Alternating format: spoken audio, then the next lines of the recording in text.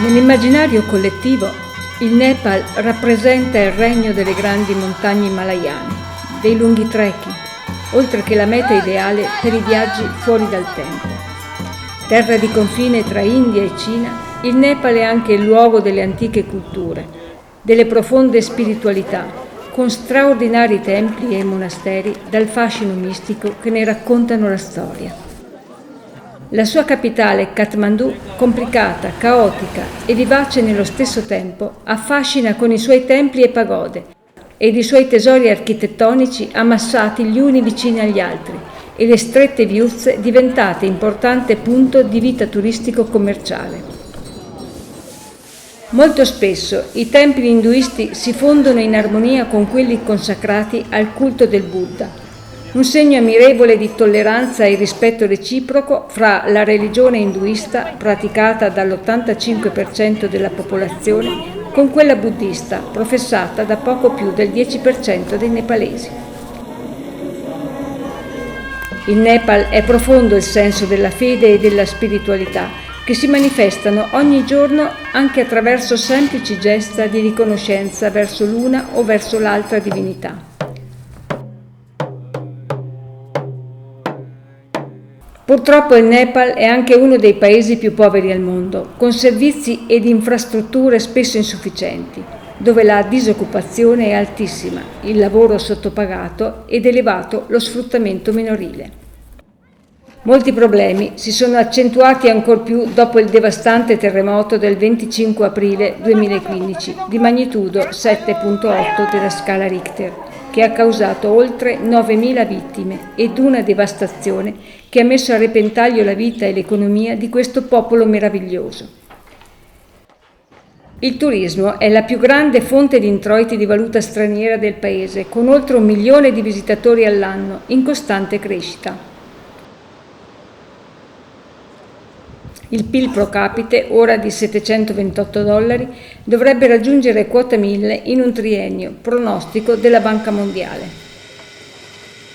Ben 8 delle 14 vette più alte del mondo si trovano o confinano col territorio nepalese, ad iniziare dal maestoso Everest, Sagarmatha per i nepalesi, di 8.848 metri, che fa da spartiacque con la Cina, il Kanchenjunga, di 8.585 metri, il Lhotse, 8.516, il Makalu, di 8.463, il Dhaulagiri, 8.167, il Manaslu, 8.163, il Cho Oyu di 8.201 e l'Annapurna di 8.091 metri.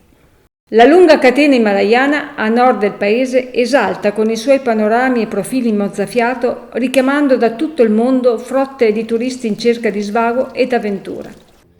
Purtroppo non sempre funziona tutto come dovuto. Il turismo di massa, spesso ristretto ad alcuni mesi all'anno, crea notevoli problemi di inquinamento sia antropico che culturale. Molte zone montane stanno perdendo le loro caratteristiche ed il delicato equilibrio uomo-natura, vecchio di millenni, è messo in pericolo. Queste immagini significative sono state girate a Sanaja, all'interno del Sagarmatha National Park, poco dopo Namche Bazar.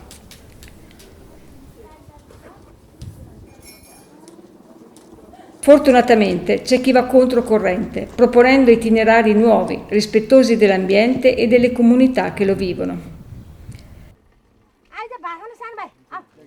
Garima Voyage Travels and Tours è un'agenzia che si occupa di creare proposte turistiche nuove e soprattutto si impegna a promuovere un turismo sostenibile, inteso come contributo al benessere della comunità locale visitata e di scambio esperienze e conoscenza tra diverse popolazioni. Garima significa dignità e Voyage rappresenta il viaggio come modalità necessaria per sviluppare e consolidare la dignità di ogni luogo. L'idea nasce dai due fondatori, Federica Riccadonna, roveretana, con una passione per il viaggio pari solo all'interesse per la diversità di luoghi e persone. Dagli studi per la pace ha cercato di trovare soluzioni per contribuire ad uno sviluppo basato soprattutto sul rispetto e la conoscenza dei luoghi e delle popolazioni che si incontrano. Rabindra Aryal, nepalese ed ex combattente maoista, che con il suo desiderio di cambiamento positivo e di crescita per la popolazione nepalese ha portato un contributo concreto all'iniziativa tramite un approccio al settore del turismo a misura d'uomo. Quando frequentavo la 10ª classe ho lasciato la mia famiglia per unirmi al movimento maoista. Era il 2004.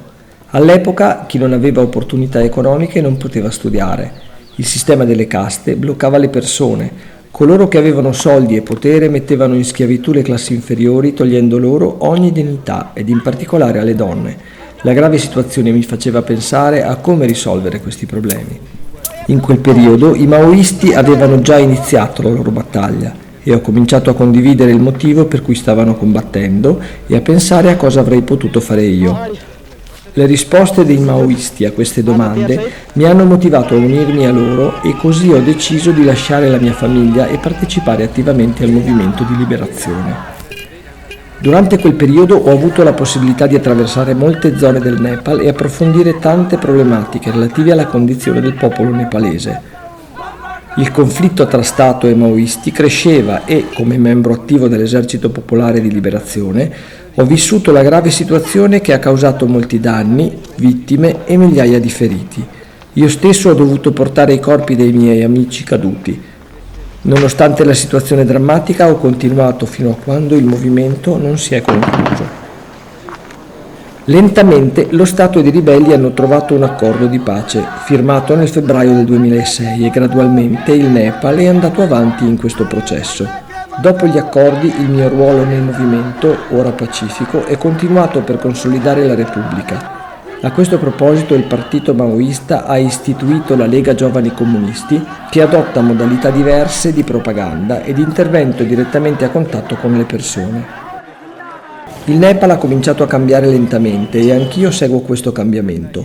Ho iniziato a viaggiare ed imparato cose nuove, facendo però tesoro delle vecchie esperienze. Ho cercato nuovi modi di lavorare per ridare dignità alle persone.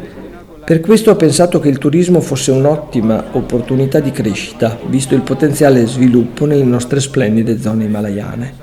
Nel 2015 ho visitato l'Italia insieme a mia moglie, che mi ha portato nella sua città di Rovereto, dove si trova la Campana dei Caduti, istituzione di pace posta in memoria dei morti della Prima e della Seconda Guerra Mondiale.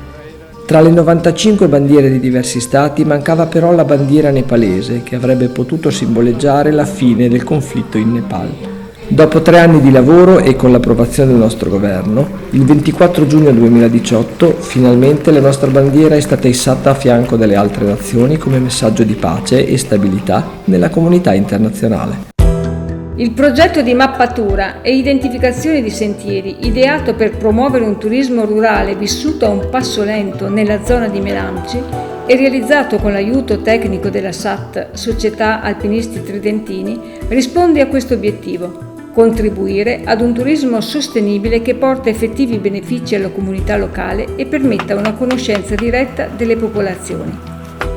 Fin dai primi passi, Garima Voyage ha intrapreso varie iniziative per supportare la sua missione e grazie all'amicizia con l'alpinista Fausto De Stefani, fondatore della scuola Rarail a Kirtipur, e Giorgio Tamanini, consigliere SAT di Trento, ha dato grande supporto e forma a tali obiettivi, come i suoni dell'Himalaya dell'aprile 2018, con la presenza del violoncellista Mario Brunello.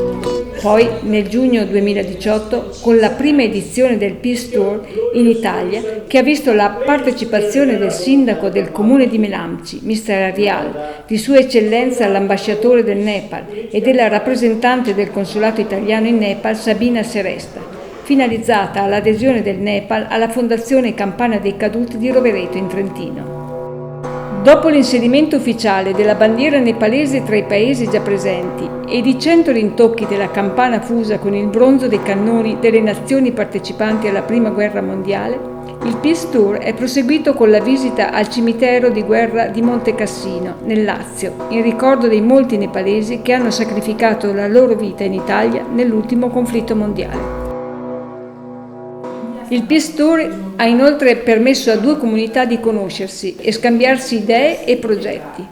Grazie alla disponibilità di SAT è iniziata una collaborazione per promuovere la zona del Melamci.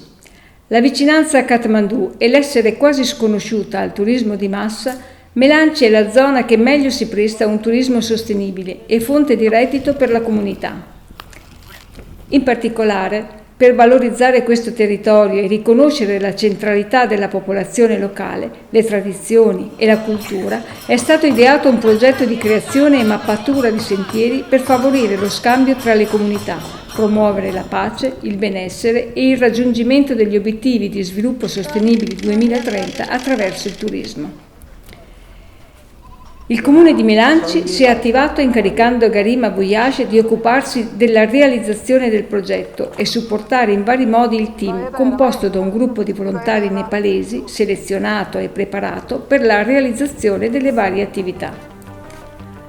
La SAT ha collaborato in primis con lo scambio di conoscenze e informazioni presso la sede di Trento, poi con la partecipazione diretta di una delegazione a fine novembre con a capo la presidente Anna Facchini. La zona è stata mappata e i 7 sentieri realizzati e segnati con i convenzionali colori bianco-rosso sono stati divisi in 2 settori. Partono dal 101, quelli situati alla destra orografica del fiume Melanci, e dal 201, quelli a sinistra.